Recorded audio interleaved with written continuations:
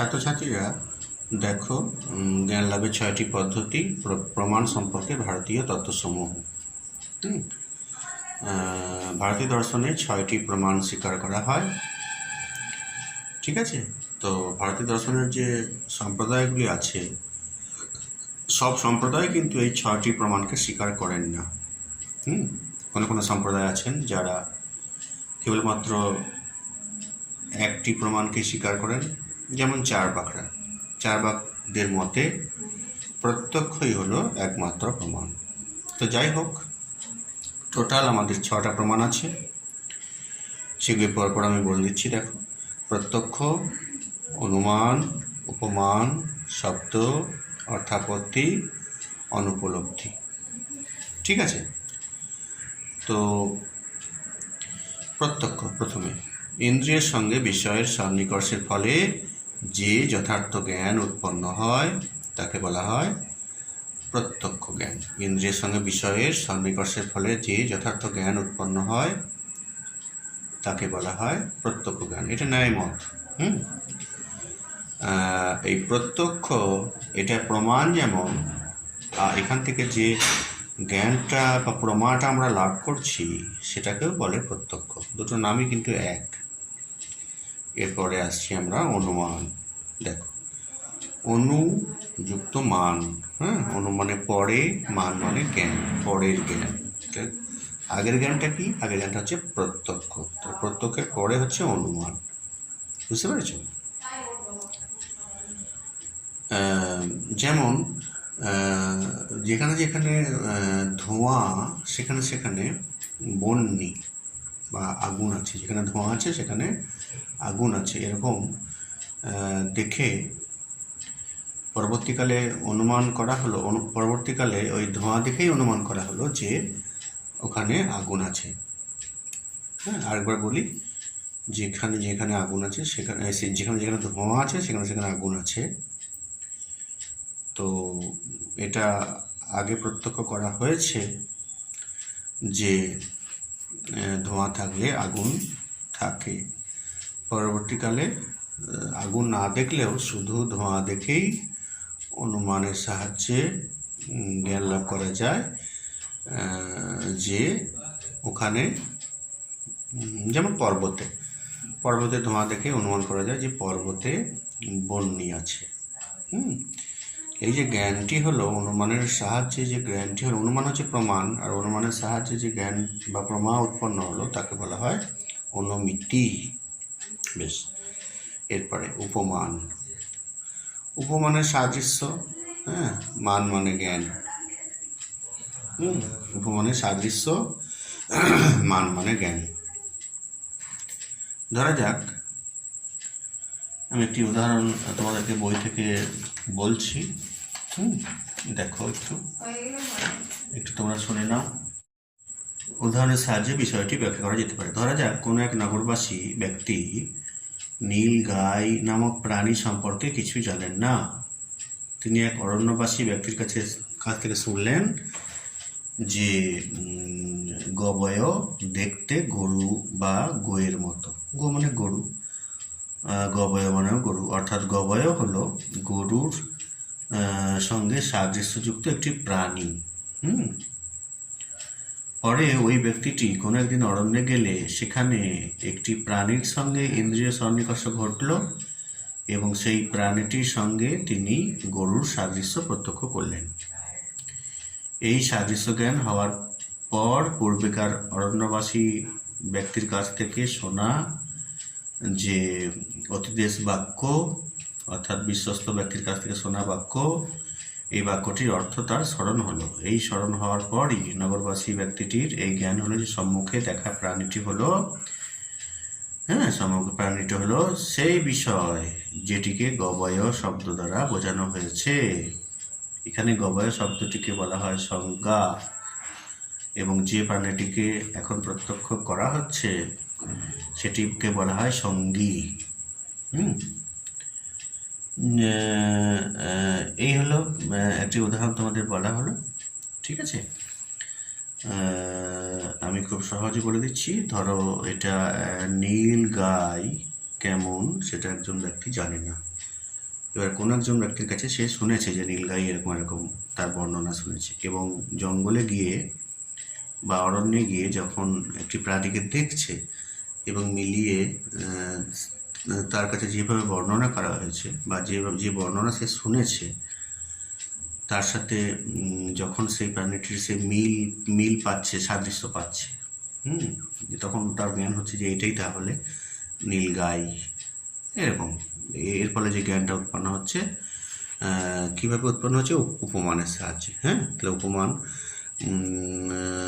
এর সাহায্যে যে জ্ঞান বা প্রমা উৎপন্ন হলো সেটা হলো উপমিতি। উপমিতি। এরপরে দেখো শব্দ।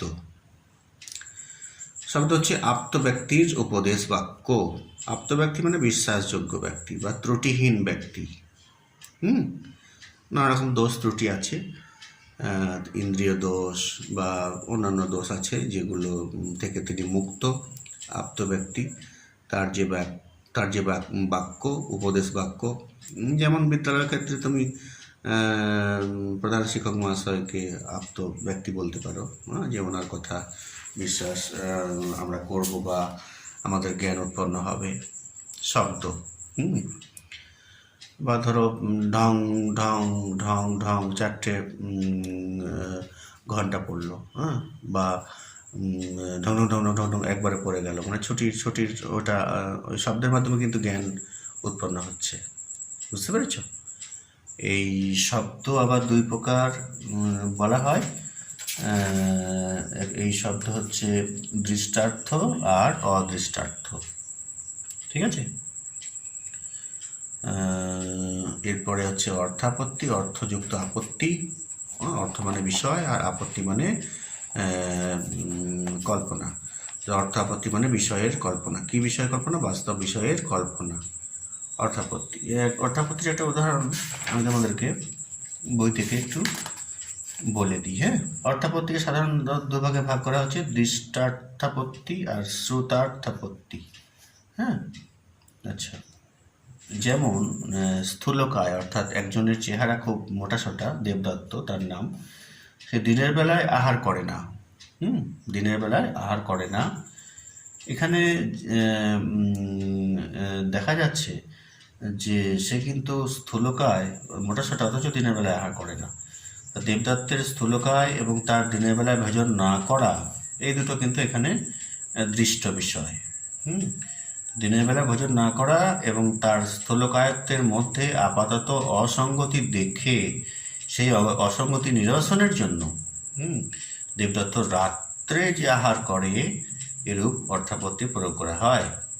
অর্থাৎ স্থূলকায় দেবদত্ত দিনে আহার করে না, অতএব সে দেবদত্ত রাত্রে আহার করে, এরূপ অর্থাপত্তি হচ্ছে, একে বলা হয় দৃষ্টার্থাপত্তি। ঠিক আছে? এরকম তো শ্রুতার্থাপত্তির উদাহরণ আছে বইতে, একটু দেখে নিও। আমি একটি উদাহরণ বললাম অর্থাপত্তি বিষয়টা বোঝানোর জন্য। এরপরে হচ্ছে তোমাদের অনুপলব্ধি। অনুপলব্ধি মানে বুঝতে পারছো, উপলব্ধির অভাব। উপলব্ধির অভাব। ঠিক আছে? আর যেমন ঘরে একটি ঘট নেই, সেটি দেখা যাচ্ছে, এটা একটা অভাব প্রত্যক্ষ হচ্ছে, অনুপলব্ধি। হ্যাঁ, তো অনুপলব্ধি হলো উপলব্ধির অভাব, অর্থাৎ চক্ষু, আলো, ইন্দ্রিয় সন্নিকর্ষ ইত্যাদি প্রত্যক্ষের সমস্ত কারণ উপস্থিত থাকা সত্ত্বেও যদি কোনো ভূতলে ঘটের অস্তিত্বের উপলব্ধি না হয়, তাহলে সেই উপলব্ধির অভাব বা অনুপলব্ধি দ্বারাই ভূতলে ঘটের অভাবকে আমরা জেনে থাকি। ভাট্টমীমাংসারা বলেন, এই উপলব্ধি একটা প্রমাণ হিসেবে স্বীকার করেন। তারা বলেন যে কোনো ইন্দ্রিয় দ্বারা কখনো অভাবকে প্রত্যক্ষ করা যায় না। মানে অভাববাচক যে জ্ঞান হচ্ছে সেখানে অনুপলব্ধি। ভাট্টমীমাংসক সম্প্রদায় এবং অদ্বৈত বেদান্তিগণ অভাবকে পদার্থরূপে স্বীকার করেন এবং তার জ্ঞানের জন্য অনুপলব্ধিকে এক স্বতন্ত্র প্রমাণ রূপে উল্লেখ করেন। হ্যাঁ, ভাট্টমীমাংসা আর অদ্বৈত বেদান্তিরা।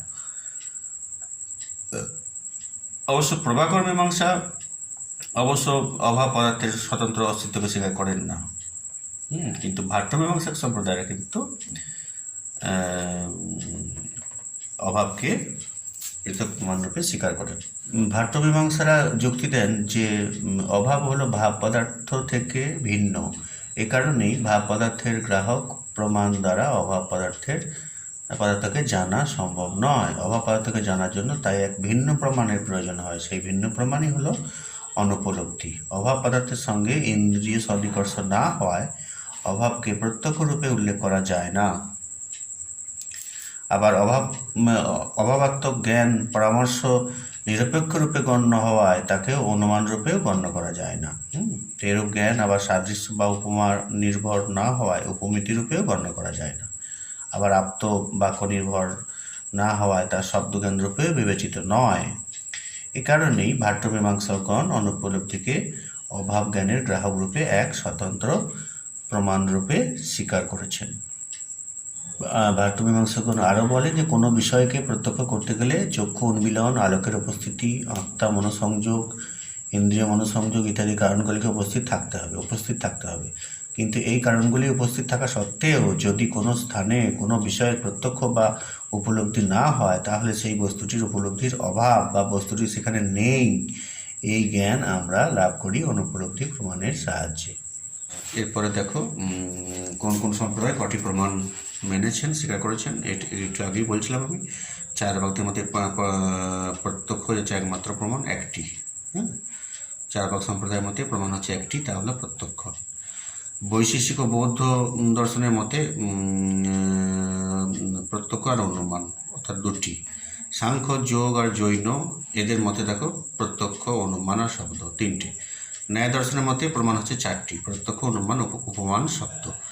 প্রভাকর মীমাংসা প্রত্যক্ষ, অনুমান, উপমান, শব্দ, অর্থাপত্তি। আর ভারতমীমাংসা আর অদ্বৈত বেদান্ত একটু আগেই বললাম যে প্রত্যক্ষ, অনুমান, উপমান, শব্দ, অর্থাপত্তি আর অনুপলব্ধি। ঠিক আছে। শব্দ প্রমাণের দ্বারা উৎপন্ন যে জ্ঞান তাকে বলা হয় শাব্দ, তারপর আঁকা বয়দ হয় শাব্দ। আর অর্থাপত্তি এটা প্রমাণ প্লাস প্রমা, দুটোই একই নাম, প্রত্যক্ষের মতো। আর অনুপলব্ধি এটা একটা পৃথক প্রমাণ স্বীকার করেছেন ভারতমীমাংসা আর অদ্বৈত বেদান্ত। এই অনুপলব্ধির প্রমাণের দ্বারা যে উৎপন্ন জ্ঞান, এটা হচ্ছে প্রত্যক্ষের যোগ্য কোনো বিষয়ের অভাব, এটা হচ্ছে প্রমা। ঠিক আছে, এইটুকু থাক আজকে। ভালো থাকবে সবাই।